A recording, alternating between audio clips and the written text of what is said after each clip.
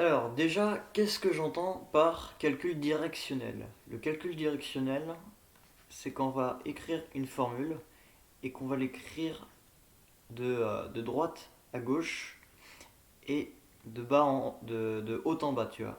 Tac, tac, tac. Donc à chaque fois, tu vas toujours, par exemple, si je fais 3 fois 5, ça va toujours se lire dans ce sens-là.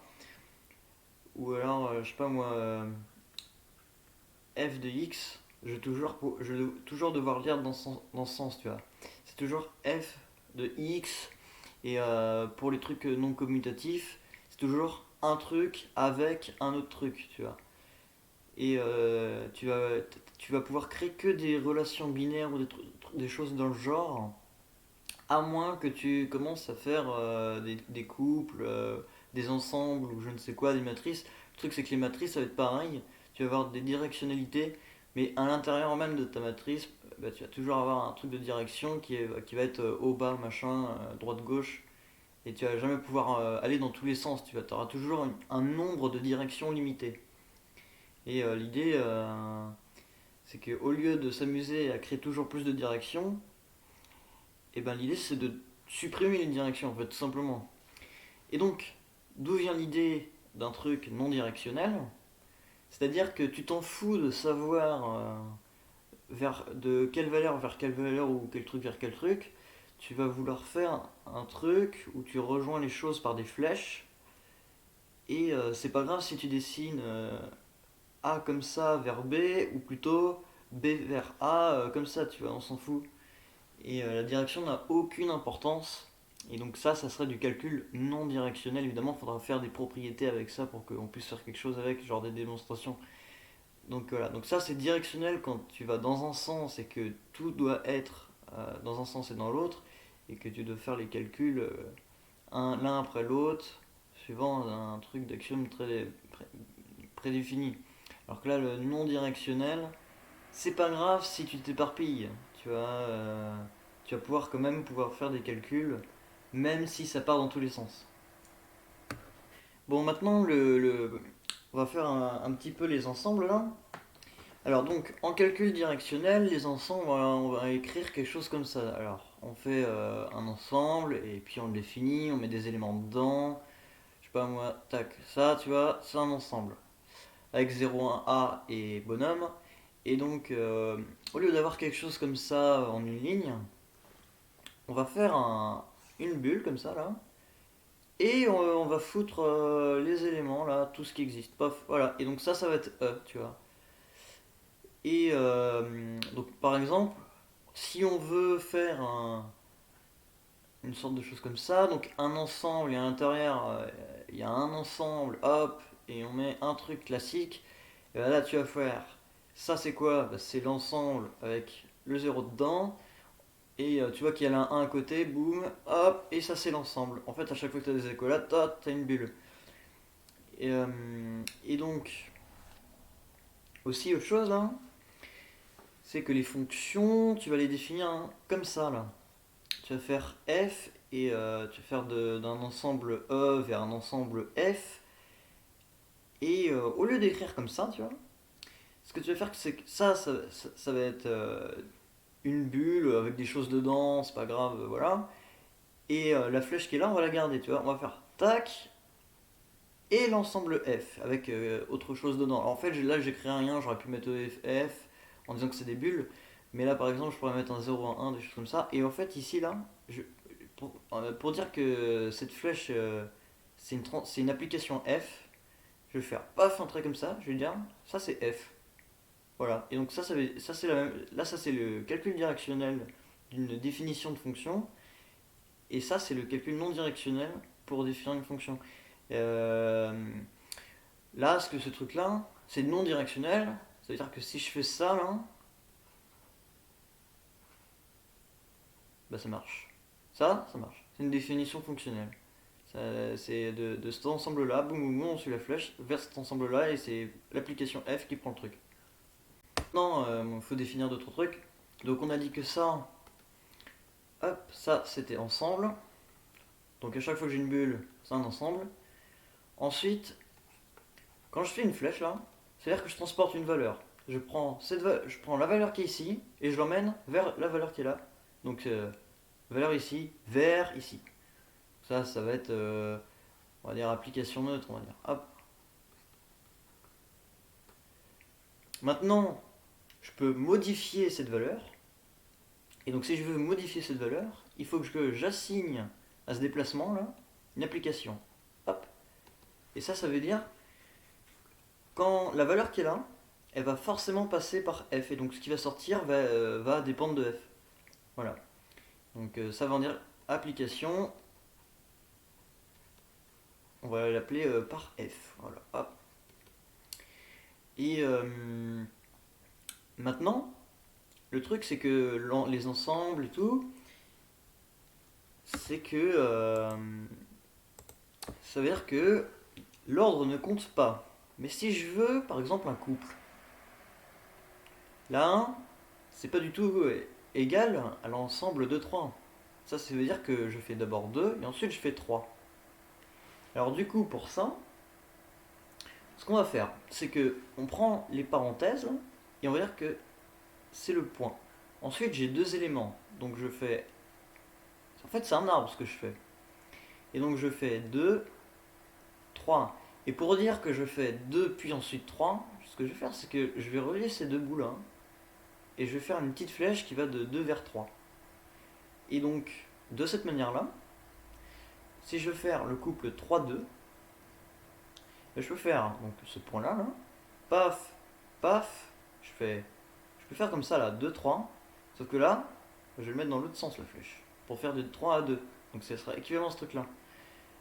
Évidemment, on pourra faire des choses un peu plus complexes, parce que là, on est en une ligne et tout, c'est pas fort. Alors que là, on va pouvoir vraiment faire un arbre avec tout plein de nœuds et de branches, et là, on va pouvoir faire des choses incroyables. Et relié à des ensembles et tout le tralala.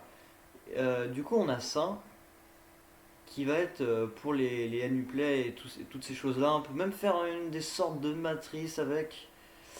Et donc voilà. Évidemment, on peut mettre tout un tas de branches, on peut mettre d'autres nœuds, tout ça. Donc voilà. Donc ça, on va dire. Donc ça, c'est quand il y a un ordre. Donc maintenant, si je veux faire par exemple l'addition, on va dire que c'est une application. C'est au lieu d'écrire un truc du genre A plus B, on va plutôt écrire A, le couple AB. Et alors ça serait en calcul directionnel d'une manière un peu étrange d'écrire plus. Mais alors maintenant, ça veut dire que je prends un couple AB. Alors évidemment ici là le plus, l'addition c'est commutatif, donc on s'en fout de mettre une flèche là. Pour le coup, que ce soit 2-3 ou 3-2, de toute manière le résultat ça va être le même. Donc dans ces cas-là, pas besoin de l'ordre. Donc on va juste écrire le couple sans avoir besoin de l'ordre. Donc on va avoir 2, 3. Et donc ça, on va le faire passer par plus. On met une flèche, hop, et on l'assigne à plus. Et donc ça, bah paf, paf, paf. Et ce qui va sortir ici, c'est 5. Voilà. Donc ça serait une addition. Donc 2, 3. Ça, c'est l'addition de 2 plus 3. Ça fait 2 plus 3, ça. Bon, maintenant, on va peut-être faire quelques exemples. Alors, du genre, imaginons. Alors, j'ai un ensemble là, je vais écrire dedans 0, on va mettre un autre ensemble, on va mettre 1, 2, je vais fermer cet ensemble, je vais mettre un autre truc, boum. Et tiens, tu sais quoi, je vais mettre un couple là. On va mettre 2, 3, tiens, hop, on s'amuse là. Alors, du coup, ça veut dire que je vais avoir. Donc, déjà, je vais commencer par le couple. Bah, le couple, on a vu là, c'est 2, 3. Et ici, il y a un ordre, je vais mettre une petite flèche, hop, là, comme ça.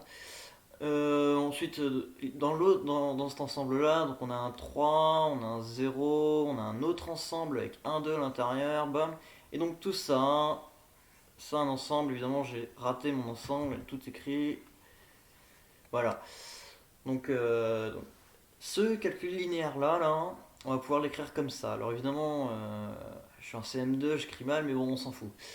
Maintenant, si je fais plutôt un couple là, hop, je vais faire un couple comme ça là, avec un autre couple à l'intérieur, et on va mettre quelques 1, 1, 3, 1, et puis pourquoi pas un couple un peu comme ça là. Enfin, pas un couple du coup, mais bon, bref. Alors, donc là, on a la parenthèse ici, hop, on met un point. Clac. Ensuite, on a un 1. Ah, il va falloir que je fasse un truc grand parce que j'ai mis plein de trucs. Hop, on va mettre ici. Donc un 1, ensuite, je vais avoir le 3, 2, paf, paf, paf. Et là, vu que là, je fais un autre point parce que j'ai d'autres parenthèses. Et je mets mon 3, 2. Hop. Je mets la petite flèche. Et ici, pareil, je vais faire le truc au-dessus là. Voilà. Donc ensuite, on a un petit paquet de 1. On va mettre les 1. Hop. Tac, tac. Tac, tac. Voilà. Ensuite, on a un 3. Oh, ça va être serré, hein.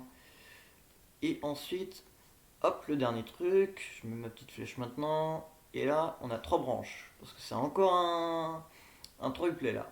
Parenthèse, parenthèse, donc point. Ensuite, donc plutôt nœud hein, d'ailleurs. 4, 2, 3, hop.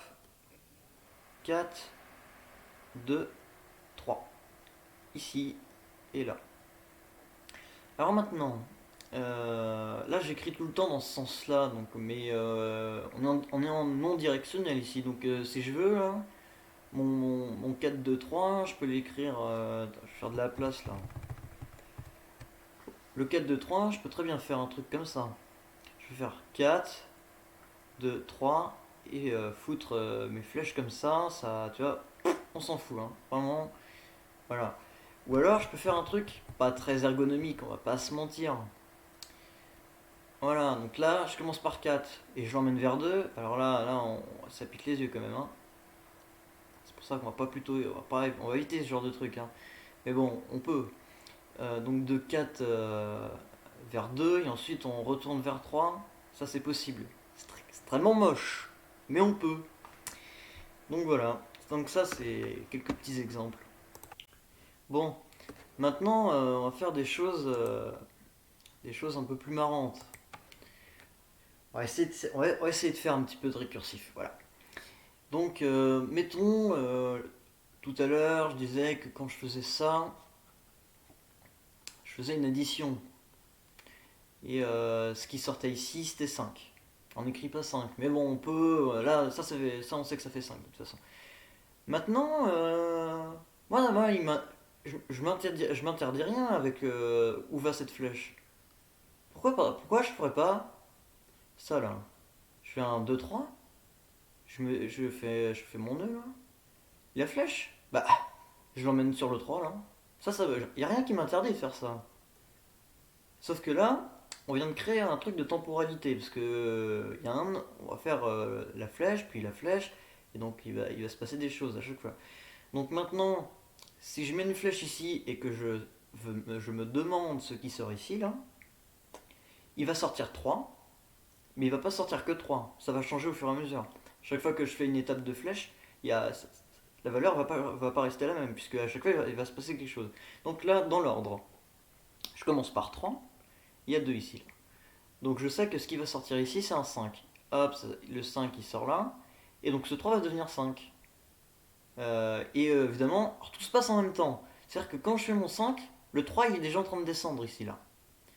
Et donc, comme mon 5 il est rendu là, j'ai un 3 ici. Donc j'aurai 3, 5, et là mon 2 il va bouger. Et donc bah, je continue. Là j'ai 2, 5. Le 5 il prend cette flèche, et là j'ai un 7 qui part par là. Donc j'ai un 7 qui part dans cette flèche, un 5 qui descend ici, et donc j'ai un 5 qui va être là, et un 7 qui est ici. Et ainsi de suite, je vais avoir 9, 11, tout ça, et en fait, ce que je vais récolter par cette flèche, ça va être successivement 3, et puis ensuite je vais avoir 5, et puis je vais avoir 7, et puis je vais avoir 9, et puis 11, et en fait, bah, j'ai tous les nombres impairs à partir de 3, tu vois. Et bien en fait, là, ce qu'on vient de faire, bah, c'est une suite. Et on peut définir cette suite comme ça. Là, ce qu'on vient de créer, c'est ça, là, c'est doit être 2 plus un, avec u0 égale 3. Et donc, si... Alors, le n, là, il faut qu'il démarre à 0. Oups, là. Boum, boum, boum, clac. Et donc mon U0, paf, il passe à 3, 5, 7, tout ça, voilà. Donc cette expression-là, c'est ce que je viens d'écrire en écriture directionnelle ici, là. C'est toute cette ligne-là. Ce truc ici, là, hein, ça veut dire ça. Bon, maintenant, on va essayer de voir d'autres trucs. Qu'est-ce qu'on pourrait imaginer, qu'est-ce qu'on pourrait créer avec ce système-là. Donc on va voir deux, trois petits exemples. Alors, par exemple, qu'est-ce qui se passe si je me donne un élément K, que je le rejoins, que je démarre à zéro et que ça là, je prends une flèche, je l'emmène sur un zéro qui va devoir changer de valeur, on est d'accord. D'ailleurs, cette flèche, on va lui dire que... hmm, non, on va rien lui mettre. Bon, et on relie encore cette flèche. Donc on va voir ce qui se passe là. Et d'ailleurs, on va récolter la valeur ici, là. On prend ça. Ok. Alors voyons, dans l'ordre. On a le 0 qui descend. On a ça qui va devenir... Ah oui, voilà. Faut que je mette un plus là. Ok. Donc 0 et K, donc ça va faire K. Là, il y a un K qui passe par là. Et le K, il va être rendu là. Ce 0, il sera rendu là. Donc on a 0, K. Et ici, on aura le K qui est rendu là. Donc peut-être il écrire, hein, parce que ça va être embêtant là. On va avoir la tête qui va refumer là. Ok, paf. Là, le K, il est là. Hop, hop, hop, hop. Donc là, étape 2. Donc ensuite, on va avoir donc K est 0. Le K va passer là-dedans, parce que K plus 0, ça fait K. Ce K là, il va passer ici. Et là, on va encore avoir 0. Paf, paf, on est bien. Et donc là, je vais avoir un K qui s'installe ici. Et le K de tout à l'heure, le K plus 0, il est rendu là. Bon. Là, on va commencer à changer des choses. Parce que K et K, ça fait 2K. Donc là, dans cette flèche, je vais avoir un 2K. Dans cette flèche, je vais avoir le K qui va se passer ici. Et dans la flèche ici, il y a le K qui descend. Donc là, je récupère un K. Ici, il va y avoir 2K. Et le K qui passait par là, il est rendu là. Et je continue. K et K, ça va faire 2K. Le 2K va être rendu dans cette flèche. Ce 2K ici va être rendu là. Et le K ici descend. Et donc là, j'ai 2K qui passait dans cette flèche est rendu là, le 2K qui était là il passe ici, voilà. Et on continue ainsi de suite. Bon, au bout d'un moment on a compris, donc ça fait 2K, 2K, ensuite on va avoir 3K, puis 3K, da. Et là, là on se rend compte d'un truc incroyable, c'est qu'on vient de créer, je sais pas où le mettre, mais bon, je vais l'écrire ici, là, il y a de la place. Ce qu'on vient de faire, c'est le n, donc le n c'est le nombre d'étapes évidemment, la première étape c'est l'étape 0, donc c'est n supérieur ou égal à 0, et on divise par 2, hop, et on multiplie par k. Et donc si je prends successivement les valeurs de n, je vais retrouver ce qui sort par la flèche. C'est-à-dire que là je mets n égale 0, je vais avoir 0, ensuite je prends n égale 1, ça fait 1 sur 2, 1 demi, mais ça fait 0 par partie entière, 0 fois k0, et donc ainsi de suite, on retourne sur là-dessus. Et donc là, en fait, juste en rajoutant une étape de flèche, là, je viens de créer la partie entière. Donc c'est quand même pas mal, hein. Donc ça c'est intéressant. Bon, alors maintenant on va passer à un exemple un peu plus rigolo quand même, un truc un peu plus sympa, plus croustillant. On va d'abord faire une petite récursive classique là, qui va nous sortir ce qu'on veut là. On va essayer de faire un q puissance k, enfin q puissance n si on prend le n, le nombre d'étapes là. On va essayer de faire un truc comme ça. Il faut qu'on réfléchisse un peu, donc on va faire q puissance n fois q qui va être égal à q puissance n plus 1. Quand on a vu les suites juste avant, ça va. On comprend vite ce qu'on doit faire. Donc déjà le U0 si on veut, bah, ça va être 1. Donc on va relier ces deux trucs là. Et ça va être le truc, la raison. Et donc on va relier ça avec ça, et on va faire fois cette fois, parce que là pour le coup on fait une multiplication. Et donc là on vérifie quand même ce qui sort, donc c'est 1 fois Q, ça passe par cette flèche, donc ici on a Q, et Q il arrive ici, Q fois Q ça fait Q carré machin, donc on a bien successivement 1, Q, Q carré, Q cube, Q4, Q5, etc. Voilà, donc ce qui sort c'est bien ce qu'on veut. Maintenant, on va essayer de faire quelque chose de plus rigolo encore. C'est-à-dire que je vais récupérer ce qui sort ici, là, et je vais le mettre dans une formule.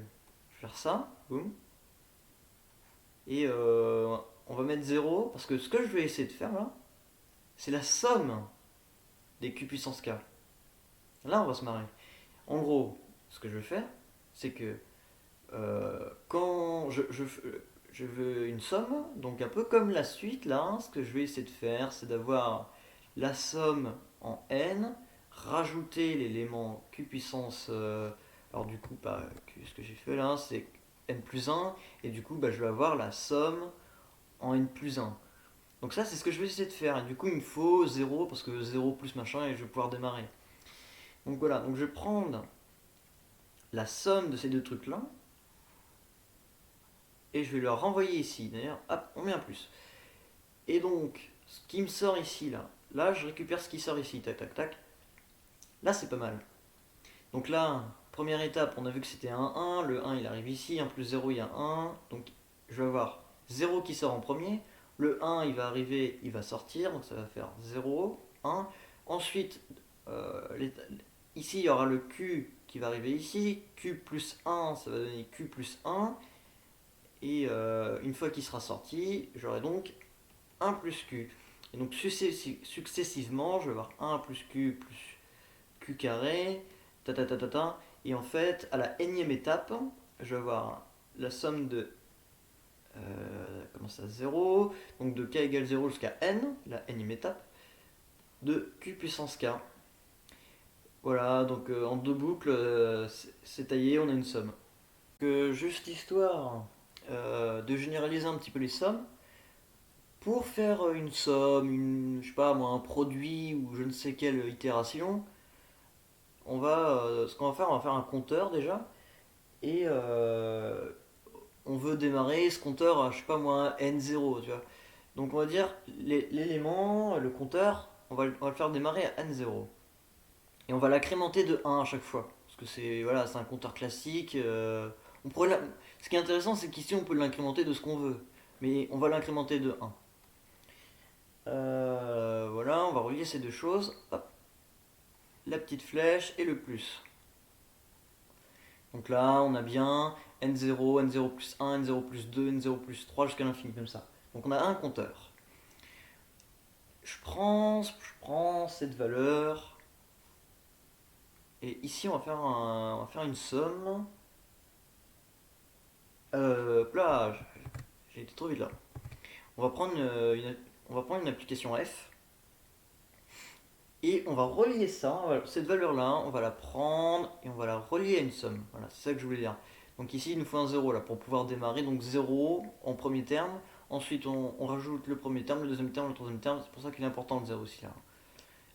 Et on relie ça. Et là, on va mettre notre somme. Donc on a bien une somme ici.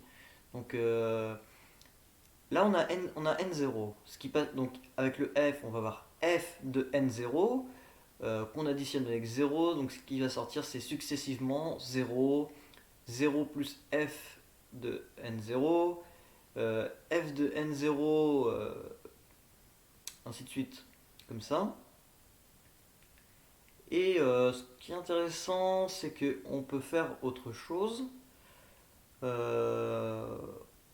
Mettons qu'ici j'ai une application G, et ici je vais commencer à 1, mais c'est parce que cette fois je vais faire une multiplication. Alors on voit pas très bien, c'est pas ouf ce que j'écris là, mais c'est pas grave. Je vais faire un produit cette fois. Et donc ici, plutôt que d'avoir une somme, je vais avoir un produit. Donc qui va de k oui ça, de n0 jusqu'à l'étape n du coup, de g de n, alors pas n0 du coup, mais k, Donc ce qui sort par ce 1 là, si je faisais une flèche et que je prenais ce qui sort ici, j'aurais successivement ici, ça. Là c'est pareil, si je fais une flèche, je vais avoir successivement donc la même chose, sauf que c'est une somme quoi. Hop, et ici ce qu'on prenait c'est le F là. Là où c'est intéressant, c'est que là j'ai deux symboles différents, c'est très embêtant parce que imaginons que j'ai pas le plus ou le fois, et mettons que j'ai n'importe quoi moi. Imaginons que j'ai une autre application. Euh, ben il faudrait créer un symbole à chaque fois. Alors que là, je pourrais avoir n'importe quelle application et je pourrais même avoir autre chose que cette boucle très classique. Et autre chose intéressante, c'est que là j'incrémente de 1, parce que là, si je prends cette somme, ça incrémente de 1 et j'ai pas le choix. Mais je pourrais incrémenter de tout ce que je veux. Je pourrais même m'amuser à faire une intégrale si j'incrémente d'une valeur infinitésimale ici. Là. Imaginons, je prends un infinitésimal ici, et que je multiplie par un dx quelque part. Ici j'ai une intégrale. Donc c'est pas trop mal. On peut faire un peu n'importe quoi, et donc c'est très flexible comme truc. Donc ça c'est intéressant. Alors maintenant, on va faire un truc que j'ai réfléchi il y a pas longtemps. C'est quand c'est toutes sortes d'applications étranges du genre l'appartenance, l'égalité et tout ça. Parce que ouais, on va supposer que on va prendre un point de vue dans lequel l'égalité serait une application qui, s'il y a égalité entre deux termes, nous renvoie faux ou vrai. Parce que pourquoi pas quoi. Donc par exemple, si je prends l'égalité du couple 3-3 là, ben ça renvoie vrai, tu vois. Alors du coup, je peux pas mettre égal. Bon, voilà. Et du coup, alors le vrai, je vais l'écrire comme ça, tu vois. Et alors je vais peut-être l'écrire dans un coin ça. Ça va être vrai. Et en bas, ça va être le faux. Voilà. Ça, ce symbole-là, c'est sur Wiki. Voilà. Enfin bref. Et donc du coup, si j'ai par exemple 3-4, tac, ça renvoie faux. Alors ça va me permettre de définir un truc dont j'ai eu besoin un moment. C'est quand j'ai une flèche là comme ça et et que je voudrais l'annuler, la stopper, l'arrêter parce que je sais pas, moi j'ai besoin au bout d'un moment les valeurs qui sortent, j'ai pas envie que ça s'arrête à l'infini quoi. Moi je veux récupérer une valeur, je veux fixer un n et je sais pas moi n égale 10, je veux que ça s'arrête ou quelque chose de ce genre là. Et donc je vais avoir besoin de casser cette flèche. Il faut que je puisse à un moment donné, il faut que je la pète. Alors du coup, une petite solution, c'est ici là. Si j'ai une flèche et que d'un coup il y a un faux, ça, c'est-à-dire que j'ai plus de flèche. Ça, c'est annulation de la flèche. Alors je vais l'écrire comme ça, c'est très moche. Ouais, c'est pas foufou ce que j'écris, mais en gros, c'est pour dire que la flèche ne fonctionne plus, elle transmet plus rien. Voilà. A contrario, si j'ai une flèche et que j'ai une valeur vraie, c'est-à-dire que j'ai une flèche normale qui fonctionne. C'est-à-dire que si il faudrait, pour arrêter une flèche, il faut que ici, là, j'ai une formule qui détecte et qui se mette à faux à un moment donné, une sorte de condition d'arrêt, et ça m'arrête ma flèche, et la valeur qui sort bah, c'est pas un truc à l'infini ou je sais pas quoi. Autrement dit, ça suffit d'avoir les limites, et au final, ben, j'ai un n fixé. Par exemple, là, tout à l'heure, à chaque fois, je récupérais la somme, le n il tendait vers l'infini, et donc du coup, ben, ma somme, c'était pas fou. Imaginons que je voulais faire la somme de k égale 0 jusqu'à 10, ben, il faut que j'ai une condition d'arrêt qui fait que la flèche, elle est cassée à 10, quoi. Au bout de 10 étapes, un truc qui stoppe la flèche. Donc voilà. Donc ça, les applications de ce genre-là, c'est pas mal, ça permet de ça. Ça permet justement ce genre de choses. Pareil, si j'ai une appartenance là, tout à l'heure je vais vouloir faire des appartenances, je vais avoir un élément et un ensemble. Et donc s'il y a un élément qui n'appartient pas dans l'ensemble, bah, ça renvoie faux. Et si l'élément A appartient à un E, et bah, ça me renvoie vrai. Et voilà, donc on peut faire ce genre d'application. Chaque fois que je vais avoir une égalité, une appartenance ou quelque chose qui se rapproche, ça va me renvoyer une valeur fausse, une valeur vraie, et avec ça, bah, je peux faire des choses. Voilà.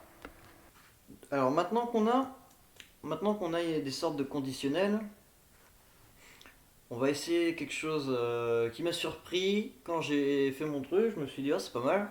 On a quand même réussi à faire ça. Alors évidemment, tout à l'heure j'ai découvert que j'avais fait une petite gourde. Donc attention, hein, ce que j'écris, c'est peut-être pas bon, hein, mais il y aura peut-être une coquille à un moment donné. Mais si je m'en aperçois, bah, je la corrigerai. Alors, on va essayer de faire des divisibilités. Alors ça va être sympa, parce que l'idée avec les divisibilités, c'est que derrière, on débouche sur les nombres premiers. Et alors, là où c'est cool, c'est que on trouve des nombres premiers avec un... Voilà, donc on va faire une petite formule avec des flèches, des bulles et tout ça, et on va trouver des nombres premiers. Ça quand même assez rigolo, ça c'est pas mal pour le coup ça. Alors la divisibilité, comment on va faire? Parce qu'on va penser, on réfléchit, donc on veut du A divise B, et le A divise B c'est-à-dire que si je fais B sur A, bah ça c'est un entier. Et ça c'est ça qu'on va essayer de faire. Et ça quand c'est vrai, faut que ça renvoie vrai. Ça c'est l'idée. Alors pour ça, euh, on va prendre deux valeurs, prendre B et A. Et là pour le coup, le A il va falloir que je le transforme en 1 sur A. Parce que derrière je vais faire une multiplication. Alors le 1 sur A, c'est F, euh, qu'on va définir comme ça. Là. Alors l'ID, c'est l'application neutre. C'est du genre identité de X égale X, avec le même ensemble du coup. Et donc je vais faire comme ça. Donc quand j'écris 1 sur identité, euh, c'est-à-dire que si je fais par exemple ceci là, que je mets une flèche et que je fais 1 sur identité, c'est-à-dire que identité, c'est identité de A, et identité de A ça vaut A, donc j'ai bien 1 sur A à la fin. Oula, je vais pas écrire ça, mais en gros ce qui sort c'est 1 sur A. Ok, bon, alors on va prendre ça, un petit couple, paf, et donc ce qu'on va faire c'est une multiplication, donc on n'a pas besoin de sens, hein. La multiplication c'est commutatif. Voilà. Voilà. Donc là, j'ai bien B sur A, donc on est bien parti. Bon, bah alors maintenant, je vais écrire mon Z. Euh, le Z, il faut imaginer que c'est une bulle avec 1, 2, 3 machin, il est moins pareil. Hein. Alors, ce qu'on va faire, c'est qu'on va prendre cette valeur avec cette valeur, et on va tester si cette valeur qui sort ici, elle est dans Z via l'application appartenance. Hop, petite flèche. Et donc là, ben là on est bon, hein. Là on est tout bon. Euh, ça renvoie vrai. Si A divise B, ça renvoie vrai. Et si A divise pas B, ça renvoie faux. Alors, maintenant je vais introduire une autre chose.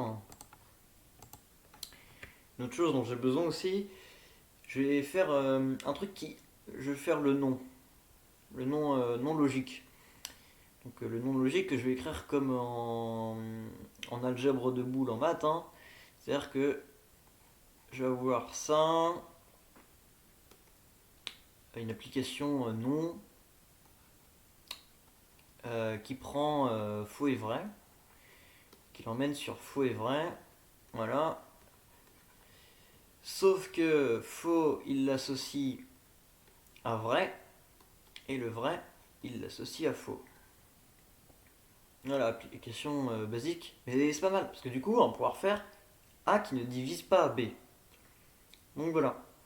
Et donc, alors, évidemment, ce que je vais faire aussi, là, j'écris pas ce qui était avant, mais là, je sortais A divise B. Si je remets une flèche derrière et que je lui mets le nom, là ça va inverser, donc du coup j'interprète, et ce qui sort ici, c'est A qui ne divise pas B. Ça renvoie vrai seulement si A ne divise pas B. Ça c'est important pour ce que je vais essayer de faire tout à l'heure avec les nombres premiers. Bon alors maintenant étape 2. Euh, Sauf que au lieu d'écrire tous les machins que j'ai écrits avec l'ensemble Z et tout là, avec le nom derrière et tout, je vais définir une autre application qui va en fait être le résultat de tout ce qu'on a écrit avant. Donc pareil, donc je prends A et B, je les mets dans un couple. Je vais faire mieux que ça là. Voilà. Ensuite, petite flèche, et là on va dire que ça ne divise pas. Donc c'est l'application ne divise pas. Donc voilà. Et donc le sens, c'est A ne divise pas B. Ok, donc ça renvoie vrai, faux, de ça. Bon voilà. Et donc à partir de ça, je vais pouvoir tester si les choses sont divisibles. Et ce que je vais vouloir faire, c'est que si je découvre que si je divise par toutes les choses, mettons que j'ai un ensemble et que j'essaye de diviser par tous les éléments de cet ensemble, ça marche pas, et ben ça veut dire que le nombre que j'essaye de diviser, ben, il est premier. Et auquel cas, ben, il faut que je rajoute à cet ensemble de base. Et donc on va y aller étape par étape parce que sinon c'est casse-tête. Mais, euh, mais on va pouvoir incrémenter à chaque fois un nombre premier en plus et tout dans un ensemble. Et au final, bah, l'ensemble, ce qu'on va avoir à la fin, bah, l'ensemble, si on le fait tendre vers l'infini, ben, ça sera l'ensemble des nombres premiers. Et là on est bon quand même. Donc on y va. Je vais prendre un P puis un N. Je vais les mettre dans un couple. Paf, paf, paf. Et, euh, et alors ce P et ce N, donc c'est on va diviser par P et on va essayer de voir si P ne divise pas N. Voilà. Donc, bam, bam, bam. Ok. Si c'est vrai, je vais mettre une flèche là. Parce que du coup, on va profiter de ça, on va profiter de la conditionnelle. Donc cet ensemble, je vais prendre de la place parce que là je sens que ça va être grand mon truc là. Hop, hop. Cette application, ça va être l'union. Alors l'union que je vais noter avec un U comme ça, en essayant de faire en sorte qu'on ne confonde pas avec autre chose. Alors du coup, cette application union s'annule si on a du faux ici qui rentre ici. Hein. Et donc je vais avoir ma bulle avec N, ainsi que mon ensemble des nombres premiers. Alors on ne sait pas où il en est, mais mettons que cet ensemble-là, et si je découvre que je peux pas diviser par P, parce que même plus tard faudra tester toutes les valeurs de P, donc je ferai un truc avec ensemble P, on teste toutes les valeurs qui sont dedans, si c'est pas bon ça renvoie faux, et c'est-à-dire que ça voudrait dire que le N, il faudra se dire, ah bah c'est un nombre premier, donc du coup je fusionne ces deux ensembles pour que le N il se retrouve dans le P. Et ce qui sortira, c'est un ensemble avec n à l'intérieur, qui on a donc trouvé qu'il est premier. Donc ça c'est l'étape importante qui va nous débloquer ensuite pour la suite. Donc là, on utilise une conditionnelle pour le coup. Donc on continue. On va essayer de faire la finale. Alors par contre, je pense que je vais réduire mon crayon parce que c'est quand même c'est bien huge hein, ce qu'on va écrire. Hop. Alors on y va. Euh, Sauf que cette fois-ci, on va faire les choses bien. C'est-à-dire que au début, mon ensemble P, donc des nombres premiers, ben il y aura que 2 à l'intérieur. Ce qu'il faudra que je teste, c'est que si j'ai pas encore trouvé les autres, quoi. Donc il n'y a que 2. Le 1 on oublie, on met de 2. Et l'ensemble 2, c'est pas très compliqué, c'est ça. C'est une bulle avec un 2 dedans. Donc voilà. Donc on va prendre les valeurs qui sont à l'intérieur. Alors il faudrait que je commence à l'intérieur. Alors voilà. Là le trait il commence pas, il touche pas la bulle, il est à l'intérieur. Hein. Bon, parce qu'on prend les valeurs à l'intérieur de la bulle. On prend pas l'ensemble. Bon. Et alors ça, C'est pareil. Le n là, il faudrait qu'il s'incrémente. Et alors s'incrémenter, on a vu, c'est une boucle avec un 1. Et alors du coup, bah, je vais faire ça. Donc je mets. Et alors, vu qu'on a déjà le 2 à l'intérieur, on va pas tester, on va pas commencer à 2 le n1. On va directement passer à n égale 3, n égale 4, n égale 5. Pas besoin de tester n égale 2 puisqu'il est déjà dedans. Donc on commence à 3. Voilà. Le 3, on va l'incrémenter avec 1, comme ceci. Hop. Voilà, un petit compteur très classique. Et alors, ces deux choses-là, on va les mettre dans un couple PAF que je vais rejoindre ici. Et on va tester si les éléments de l'ensemble P divisent les n successifs qui vont arriver là. Donc voilà, on est rendu là. Et donc on ne divise pas. Alors je vais faire un long trait parce que je sais ce qui va arriver après, ça va être infernal. Donc on va mettre un machin ici. Ne divise pas. Et la flèche, voilà. Et donc on sait que c'est du vrai ou du faux qui sort ici. Ok. Alors là je prends mon temps parce que il va falloir relier dans tous les sens. Donc ça va être embêtant, mais bon. Alors, on a dit qu'on prenait l'ensemble là. Le n, on va le choper ici. Tout à l'heure je l'avais écrit directement dans la bulle, mais là il s'incrémente, donc on va le prendre directement ici. Ce que j'aurais pu faire, c'est créer ce même compteur à l'intérieur de la bulle. Mais bon, il est déjà créé, autant prendre la valeur, hein. Ok. Et donc, là pour le coup, quand je vais voir fusionner, le trait ne commence pas à l'intérieur de la bulle, hein. Je prends bien la bulle. Donc je touche le trait, je prends la bulle et je touche comme ça là. Le, Là tout à l'heure, mon trait il va à l'intérieur de la bulle parce qu'il prend les éléments qui sont à l'intérieur. Mais là, c'est l'ensemble carrément que je prends, donc je touche la bulle. Bref, ça, on disait tout à l'heure qu'il fallait que je prenne l'ensemble avec n à l'intérieur et que je rajoute avec l'ensemble P. Or, l'ensemble P, maintenant, j'ai foutu là. Donc je vais le récupérer. Comme cela. Donc là, pareil, hein, le trait, je touche l'ensemble. C'est l'ensemble qui m'intéresse. Hop là. Ok. Ensuite, je crée une application. Et on a dit que là, je récupère du vrai, du faux, j'annule. Et ça, c'est l'application Union. Bien. Alors euh, maintenant, la valeur que je trouve ici, là, il va falloir que... Enfin, du coup, ici, ce que je récupère, donc, c'est l'ensemble avec le n à l'intérieur. Si vous voulez, c'est l'ensemble des nombres premiers incrémentés du nouveau premier. Et il va falloir que je remplace le vieil ensemble des nombres premiers par le nouveau, celui qui est avec le nombre premier supplémentaire, quoi. Donc je vais l'emmener. C'est comme un compteur, hein. C'est juste que là, c'est l'ensemble des nombres premiers, mon compteur, quoi. C'est comme les boucles au début. C'est juste que là, c'est une grosse boucle, quoi. Enfin bon. Et là, on a un problème. C'est que je teste que deux. Enfin, je teste que un élément par élément. Mais là, je vais tester tous les éléments à chaque fois. Donc, c'est là que j'ai pas tout à fait terminé. Pour l'instant, je me contente de. Alors, évidemment, je vais l'écrire bien quand même. Voilà. Je me contente d'écrire ça.